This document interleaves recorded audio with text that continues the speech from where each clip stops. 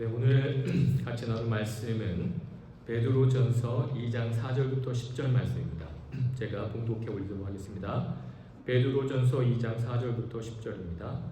사람에게는 버림바가 되었으나 하나님께는 택하심을 입은 보배로운 산돌이신 예수께 나아가 너희도 산돌같이 신령한 집으로 세워지고 예수 그리스도로 말미암아 하나님이 기쁘게 받으실 신령한 제사를 드릴 거룩한 제사장이 될지니라.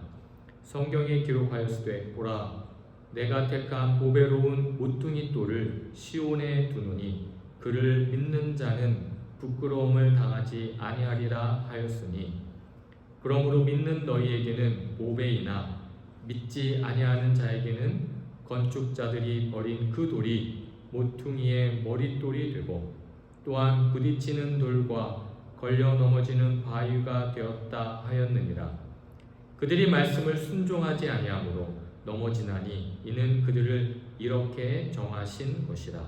그러나 너희는 택하신 족속이요 왕같은 제사장들이요 거룩한 나라요 그의 소유가 된 백성이니 이는 너희를 어두운 데서 불러내어 그의 기이한 빛에 들어가게 하신 이의 아름다운 덕을 선포하게 하려 하심이라. 너희가 전에는 백성이 아니더니 이제는 하나님의 백성이요 전에는 긍휼을 얻지 못하였더니 이제는 긍휼을 얻은 자니라. 아멘.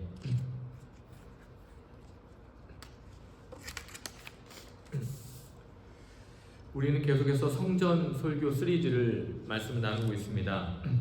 성전이라는 관점에서 성경 전체를 우리가 살펴보고 있습니다. 그래서 오늘 설교를 하고 다음 주면 끝날 것 같은데요. 여러분 다시 반복해서 여러 번 말씀드리지만 에덴에서 시작해서 그렇죠? 에덴, 하나님이 만드신 에덴 동산도 성전의 프로토콜, 성전의 어떤 그 시작점 모형이었고요. 그 다음에 하나님이 이스라엘 백성들에게 성막을 만들어 주셨습니다. 직접 하나님이 내려오셔서 성막을 말씀해 주셨고 성막을 지었고 그 다음에 성전을 지었죠. 네. 그리고 지난주에 우리는 성전 되신 예수 그리스도가 이 땅에 오셔서 하나님의 뜻대로 순종하지 않는 이스라엘 백성들의 성전을 무너뜨렸을 때 하나님이 예수님을 보내셔서 예수를 통해 이제 하나님의 성전이 완성되었다는 사실들을 지난주에 우리가 살펴봤습니다. 성경에서 성전이 얼마나 중요한지를 우리가 살펴보고 있는데요. 그렇다면 제가 한 가지 질문을 드리도록 하겠습니다. 지금 이스라엘에 살고 있는 유대인들에게 성전은 어떤 의미일까요? 지금 이스라엘 백성들이 유대 땅에 살고 이스라엘에 살고 있지 않습니까? 유대 백성들이 그들에게서 성전은 어떤 의미일까요? 그들은 여전히 메시아를 기다리고 있습니다. 예수님은 메시아로 인정하지 않습니다. 그래서 메시아를 기다리고 있는데 어떤 메시아를 기다리고 있냐면 지금 무너진 성전을 다시 세울 메시아를 기다리고 있습니다. 그래서 그들은 어떻게 합니까? 통곡의 벽이라고 해서 성전 외벽, 다 성전이 무너졌고 외벽이 조금 남아있는데 그 외벽에서 이스라엘 사람들이 거기서 계속 기도를 하고 있죠. 우리가 지난주에도 말씀드렸지만 하나님께서 다윗이 내가 하나님을 위하여 성전을 짓겠다고 말했고 하나님이 그것을 허락해 주셔서 솔로몬을 통해서 7년에 거쳐서 성전을 완성했습니다. 우리가 지지난주에 살펴봤습니다. 그런데 그 성전이 무너졌죠. 그리고 나서 신약시대에 와서 여러분 잘 아시는 것처럼 지난주에 말씀드렸던 것처럼 헤롯 대왕이 46년에 걸쳐서 성전을 지었습니다. 잘 보십시오. 솔로몬이 7년에 걸쳐서 성전을 지었는데 헤롯 대왕은 46년에 걸렸어요. 왜 더 많이 걸렸을까요? 그것은 더 화려하고 더 크게 지었기 때문입니다. 그렇다면 왜 헤롯 대왕은 그 성전을 더 크게 지었을까요? 사실 헤롯 대왕이 유대인의 분봉왕, 그러니까 유대 지역을 관할하는 왕이었는데요. 문제가 하나 있습니다. 헤롯 대왕은 유대인이 아니었습니다. 그래서 유대인들의 지지를 받을 수가 없었어요. 그래서 어떻게 하면 내가 유대인들의 지지를 얻을 수 있을까? 유대인들이 가장 중요하게 생각하는 것이 무엇인가? 바로 성전이구나. 그래서 46년에 걸쳐서 어마어마하게 의리의리하게 성전을 지었던 것입니다. 자신의 그 지도력을 유대인들로부터 인정받고 싶었던 것이죠. 지었습니다. 그런데 문제는 그 성전이 무너졌죠. 무너졌습니다. 그래서 지금 유대인들은 그 성전의 터만 있지 정확하게 그 위치가 어떻게 되는지 몰라요. 그러니까 성소와 지성소 위치를 모릅니다. 그래서 유대인들은요 지금 어떻게 하냐면 유대의 이제 전투기나 여객기가 지나가지 않습니까? 그러면 그 성전터가 있는 지역을 비행기가 지나가지 않습니다. 왜? 그 성전 그 지성소에 하나님이 임재하시는 곳이기 때문에 절대 그 하나님이 임재하시는 곳을 내가 비행기로 지나갈 수가 없다고 해서 비행기들이 그것을 피해서 지나간다고 합니다. 여전히 유대인들에게 있어서 성전은 중요한 것이죠. 하지만 우리는 알고 있습니다. 이제 그 성전이 예수 그리스도의 십자가의 죽으심과 부활하심으로 예수 그리스도가 성전이 되었다는 사실을 지난주에 말씀드렸습니다. 그런데 오늘 우리가 읽은 베드로 전서 2장에서는 이렇게 말씀합니다. 4절과 5절을 다시 한번 읽어드리겠습니다. 사람에게는 버림바가 되었으나 하나님께는 택하심을 입은 보배로운 산돌이신 예수께 나아가 너희도 산돌같이 신령한 집으로 세워지고 예수 그리스도로 말미암아 하나님이 기쁘게 받으실 신령한 제사를 드릴 거룩한 제사장이 될지니라 라고 말씀합니다. 근데 5절을 보시면 너희도 산돌같이 신령한 집으로 세워지고 라고 말씀합니다. 여러분 예수님을 왜 산돌이라고 표현했을까요? 우리가 예수님이 성전이라고 말씀드렸습니다. 그런데 여러분 잘 보십시오. 구약 성전을 지을 때 만들 때 또 신약 시대 헤롯 대왕이 성전을 만들 때 사용한 돌은 산돌이 아니라 어떤 돌입니까? 죽은 돌. 돌이 살아있지 않죠. 죽은 돌입니다. 돌은 살아있을 수 없습니다. 그런데 왜 예수님을 산돌이라고 할까요? 예수님은 죽은 분이 아닙니다. 부활하셨습니다. 살아나셨습니다. 그래서 예수님의 성전은 살아있는 돌, 리빙 스톤으로 표현한 것입니다. 그래서 예수님을 그냥 성전이라고 표현하지 않고 살아있는 돌이라고 표현한 것입니다. 그런데 예수님이 성전이고 살아있는 돌이라는 사실까지는 문제가 없습니다. 그런데 오늘 본문 5절에 보시면 산돌처럼 신령한 집으로 세워지라고 말씀합니다. 그러니까 살아있는 성전처럼 예수님처럼 너희도 신령한 성전으로 세워져야 한다는 것을 말씀하고 있죠. 그런데 왜 성전이라고 표현하지 않고 집이라고 표현했을까요? 예수님은 살아있는 돌입니다. 단수형입니다. 그런데 예수님의 성전입니다.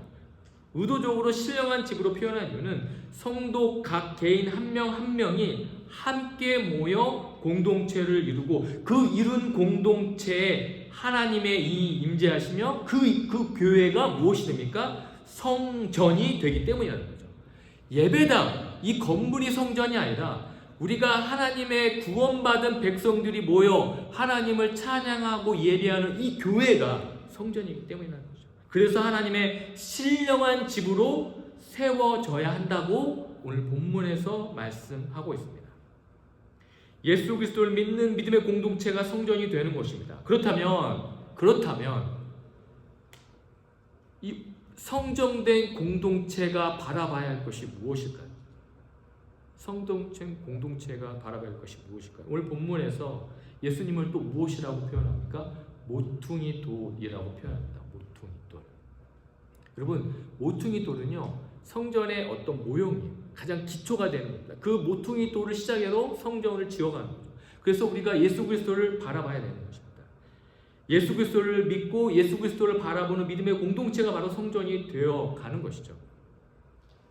그래서 5절에서 너희도 산돌같이 신령한 집으로 세워지고 예수 그리스도로 말미암아 하나님이 기쁘게 받으실 신령한 제사를 드릴 거룩한 제사장이 될지라 라고 말씀합니다.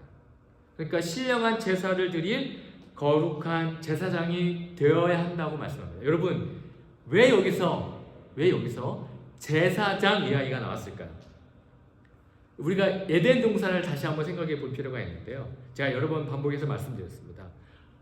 하나님께서 에덴 동산을 만드시고 그곳에 사람을 창조하셨고 아담과 하와를 창조하셨다고 말씀드렸습니다. 그런데 아담을 어떤 역할로 부르셨다고 말씀드렸죠? 제사장의 역할이라고 말씀드렸습니다. 왜 아담이 제사장이라고 말씀드렸습니까? 아담이 에덴에서 에덴 동산을 지키고 경작했다라는 단어가 창세기에 등장하는데, 이 단어가 히브리어로 아마드, 샤마르라는 히브리어 단어인데, 이 단어가 구약 성경에서 민수기에서 제사장이 제사들을 떼쓰는 단어라는 것입니다. 그렇기 때문에 아담은 단순히 에덴을 잘 경작하는 농부가 아니라 하나님의 인재하시는 성전의 제사장으로 부름받았다는 것이죠. 그러나 아담이 죄로 인해 실패합니다. 제사장의 역할을 할 수 없게 됩니다. 그런데 예수 그리스도께서 십자가에 죽으시고 부활하심으로 둘째 아담이 되셔서 이제 예수 그리스도를 믿는 자들에게는 하나님이 창조시 때 말씀하셨던 그 창조 명령을 지킬 수 있게 된 것이죠. 그래서 지금 5절에서 거룩한 제사장이 되라고 말씀하는 것입니다. 우리가 거룩한 제사장이 되어야 한다는 것입니다. 그것이 바로 하나님이 우리를 부르신 소명입니다. 여러분, 그렇다면 거룩한 제사장이 된다는 것이 무엇입니까? 9절을 보십시오.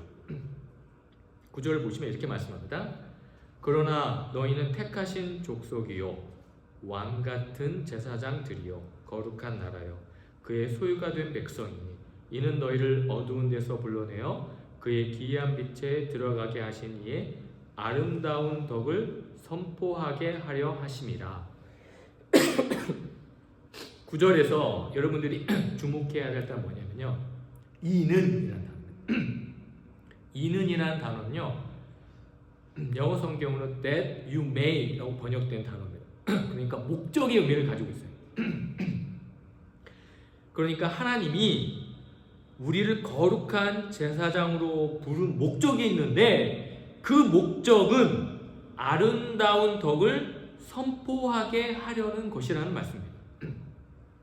여러분, 여기서 말하는 아름다운 덕이 무엇입니까? 우리가 교회 공동체로 모여서 교회에서 친교하고 예배하고 봉사하는 것입니까? 아닙니다. 거기에 머무는 것이 아닙니다. 여기서 말하는 아름다운 덕은 다르게 번역할 수 있는데, 어떻게 번역할 수 있냐면 하나님의 탁월하심으로 번역할 수 있습니다.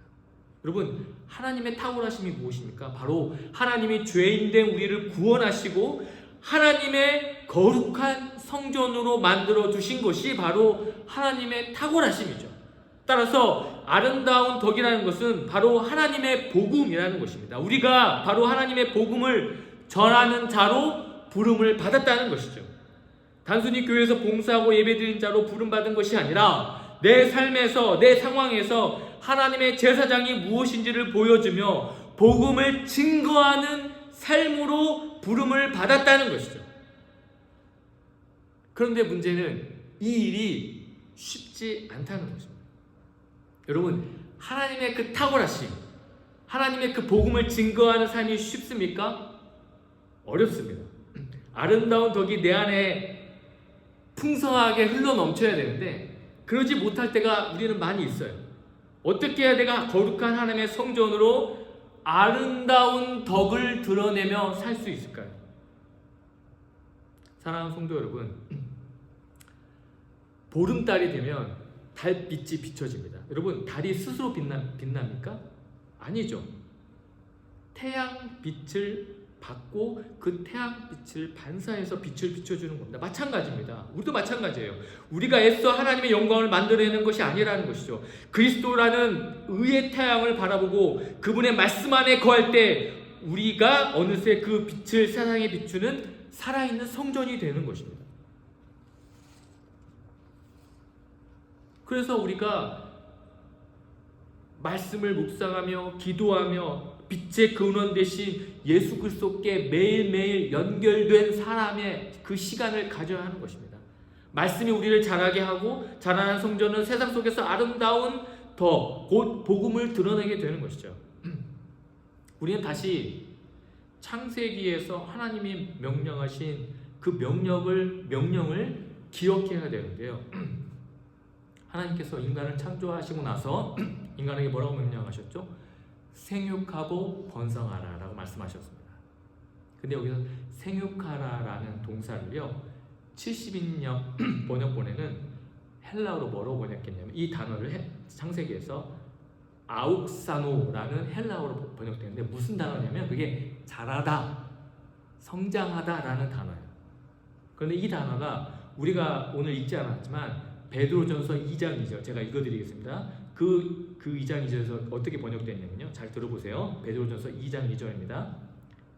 갓난 아기들 같이 순전하고 신령한 젖을 사모하라.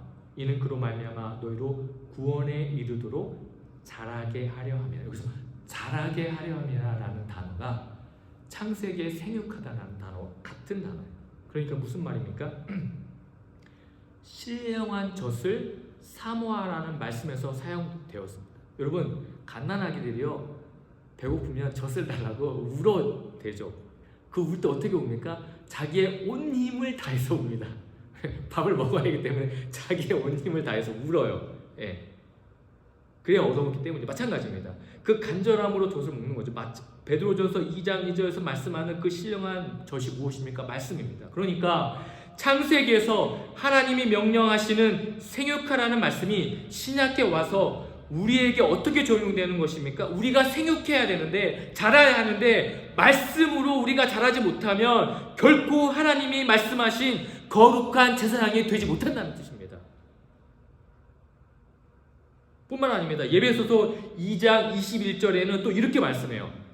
그의 안에서 건물마다 서로 연결하여 주 안에서 성전이 되어가. 여러분 예배소서 2장 21절에서 교회 성도들이 성전이 되어간다고 말씀해요. 여기서 되어간다라는 단어도 똑같은 자란다라는 동사를 사용하고 있습니다. 여러분 무슨 말입니까? 우리가 성전이 되려면 말씀으로 자라가야 된다는 것입니다. 교회가 성장하기 위해서 우리가 하나님의 창조 명령을 완수하기 위해서 무엇보다도 가장 중요한 것이 무엇입니까? 말씀으로 자라나야 됩니다. 여러분 교회는 늘 문제가 생깁니다. 그런데 교회가 왜 문제가 생깁니까? 말씀으로 자라지 못하기 때문입니다. 매일매일 말씀을 묵상하고 생각하고 적용하며 우리가 성전으로 되어 자라가야 되는데 세상의 소리에 더 귀를 기울이기 때문에 세상의 메시지에 우리가 더 침착하기 때문에 세상의 소리에 더 귀를 기울이기 때문에 하나님이 원하시는 성전이 되지 못하는 것입니다.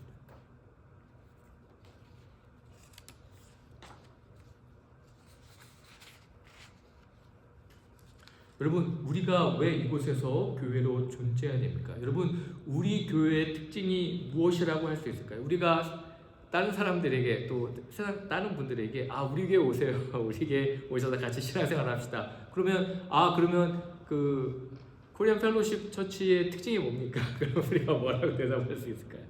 네.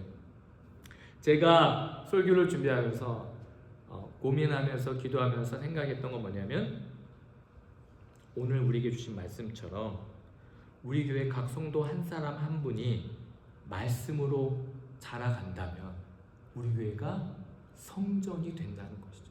말씀을 사모하는 교회. 그래서 그 말씀을 묵상하는 교회. 우리 교회는요 말씀을 묵상하고 말씀을 사랑해서 전부 다 하나님이 원하시는 거룩한 성전으로 자라나고 있는 교회입니다 라고 말씀할 수 있는 그런 교회가 되어야 되지 않을까요? 그런데 그래서 우리 교회 주보 보면 여러분 매주 큐티 본문 우리가 매주 올리고 있거든요. 근데 이게 잘 안 되는 것 같아요. 그래서 고민이 많아요. 어떻게 하면 성도들이 큐티 강의도 해보고 뭐 큐티 말씀 묵상 중요한 걸로 설교도 해보고 했는데 잘 안 되더라고요. 그래서 제가 고민하면서 생각해낸 게 있습니다.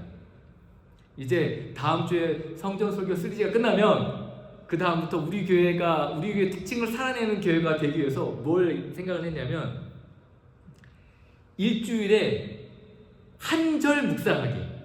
그러니까 제가 미리 여러분들에게 한 전주, 그러니까 다음 주에 제가 한 절을 여러분들에게 드릴 거예요. 그럼 여러분들이 그 한 절을 일주일 내내 묵상을 하는 거예요. 다른 성경 볼 것도 없습니다. 한 절만 묵상합니다. 그래서 한 절을 묵상하면 어떻게 될까요? 외울 수 있겠죠? 아, 너무 어려운 이야기인가요? 너무 무리한 부탁인가요? 한 절이니까 그러면 여러분 52주니까요. 52주면 여러분들이 52절 성경을 암송하는 거죠. 그런데 제가 여러분들이 생각할 때 꼭 암송하고 외워야 될 성경이라고 생각하고 저는 미리 본문 한 절을 주고 저는 그 다음 주일날 그 본문으로 설교를 하는 겁니다. 여러분도 묵상하고 저도 묵상하고 그래서 그 본문을 완전히 우리가 소화해서 여러분들이 이제 딱 제가 이제 집사님 딱 터치하면 가서 말씀이 막 튀어나오는 거예요. 이제 한 절씩 하기 이제 한 절씩 하기 때문에 이제 딱 집사님 딱 건드리면 이번 주 묵상했습니다 막 이렇게 나오는. 그래서 우리가 말씀을 사모하고 말씀을 사랑하는 교회. 우리 새로운 성도들이 오면 딱 터치하면 말씀이 튀어나오는 교회. 이런 교회가 돼야 되지 않을까. 제가 설교를 준비하면서 말씀을 묵상하면서 우리가 그렇게 하자. 너무 많은 거 하지 말고 몇 절 하지 말고 한 주에 한 절 하고 그걸 일주일 묵상하고 그걸 설교를 해서 풍성하게 적용해보고 깨닫고 해서 우리가 정말 52주 만약에 한다면 52절을 암송하고 또 그 다음에 또 52절 완성하고 그럼 우리가 정말 말씀에 정말 풍성한 교회 그리고 우리 교회가 말씀으로 충만한 교회 하나님이 기뻐하시는 교회 그리고 오늘 본문에 이야기하는 것처럼 성전 거룩한 성전으로 자라나는 교회가 된다. 사람들은요 진짜 교회를 찾습니다. 진짜 교회는 무엇입니까? 성전으로 자라나는 교회입니다. 살아있는 교회입니다. 우리 교회가 그런 교회가 되기를 소망합니다. 그러기 위해서 우리가 매일매일 말씀으로 거룩한 제사장이 되어가는 우리 귀한 성도님 되시기를 주님의 이름으로 축원드립니다. 기도하겠습니다. 하나님 아버지 우리를 하나님의 거룩한 제사장으로 부르시고 말씀으로 자라 우리가 성전이 되어 하나님의 탁월하심을 선포하는 살아있는 성전이 되게 하여 주시옵소서. 감사드리며 이 모든 말씀 우리 구주 예수 그리스도의 이름으로 기도드립니다.